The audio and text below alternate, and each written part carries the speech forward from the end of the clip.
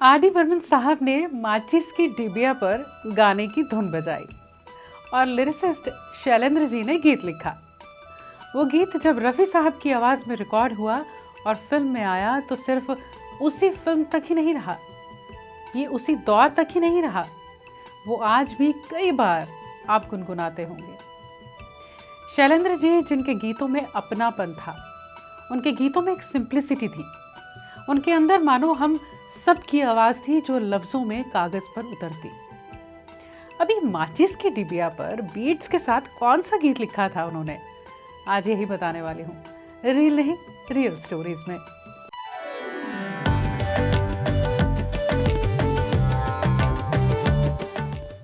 Nineteen 1960 की film काला बाजार, विजय आनंद डायरेक्टेड और देवानंद और वहीदा रहमान स्टारर।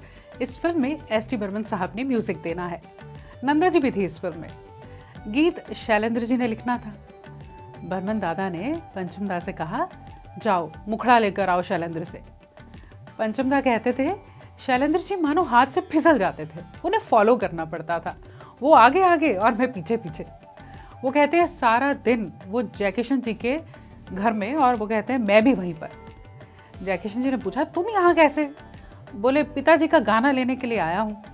जयकिशन जी बोले अभी तो ये मेरा गाना लिख रहे हैं, चलिए इंतज़ार करने लगे। रात हो चुकी थी। शैलेंद्र जी पंचम दा से बोले चलो जुहू चलते हैं, रात को 11 बजे है। पंचम दा से पूछा तुम्हें धुन याद है? पंचम दा बोले हाँ। अब शैलेंद्र जी इधर उधर की बातें कर रहे हैं और पंचम दा का पूरा ध्यान मुखड़े पे है, गीत के मुखड़े पे। पूछा तो शैलेंद्र जी बोले ऐसे थोड़े लिखा जाता है, मूड होना चाहिए। फिर पूछा माचिस है तुम्हारे पास? पंचम दा बोले अभी अभी सिगरेट पीनी शुरू की थी, हिचकिचा के ही सही माचिस दी। माचिस पर गाने की धुन बजाई, माचिस की डिबिया पर। फिर शैलेंद्र साहब ने खुद माचिस की डिबिया पर धुन बजाई और बोले हो गया। पंचम दा बोले क्या हो गया? बोले देख कितना अच्छा चांद है, कहता है खोया खोया है। फिर क्या, गाना 15 मिनट में लिख भी दिया।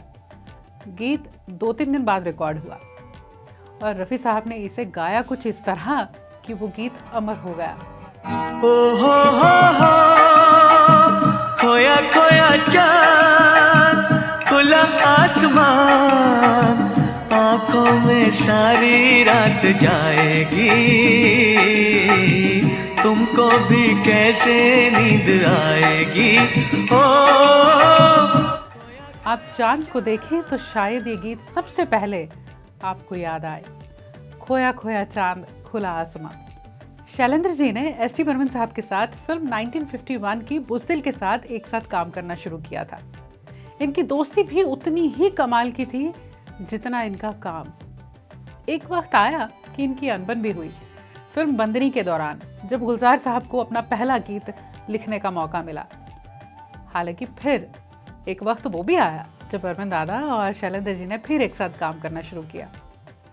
एस टी बर्मन साहब के कंपोज किए हुए कई गीत इन्होंने लिखे, फिल्म काला बाजार, गाइड, बंदनी के कुछ गीत और फिर ज्वेल थीफ, उसका वो गीत रुला के गया सपना मेरा।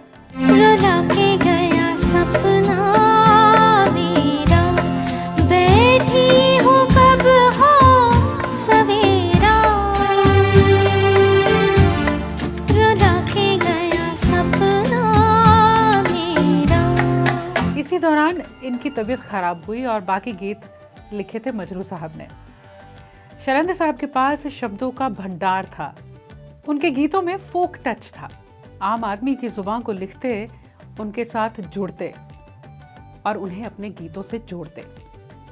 स्क्रीन पर जो कैरेक्टर है वो तो कुछ कह ही रहा है, कहानी भी गीत के साथ आगे बढ़ रही है, लेकिन उसके पीछे कुछ और भी छिपा है।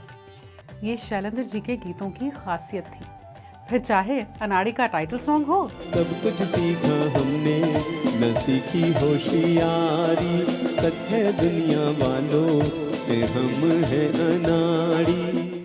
मेरा जूता है जापानी हो, मेरा जूता है जापानी, ये पतलून इंग्लिस्तानी, सर पे लाल टोपी रूसी, फिर भी दिल है हिंदुस्तानी। मेरा जूता है जापानी, ये आवारा हूँ, आवारा हूँ, आवारा हूँ या गर्दिश में हूँ, आसमान का तारा हूँ।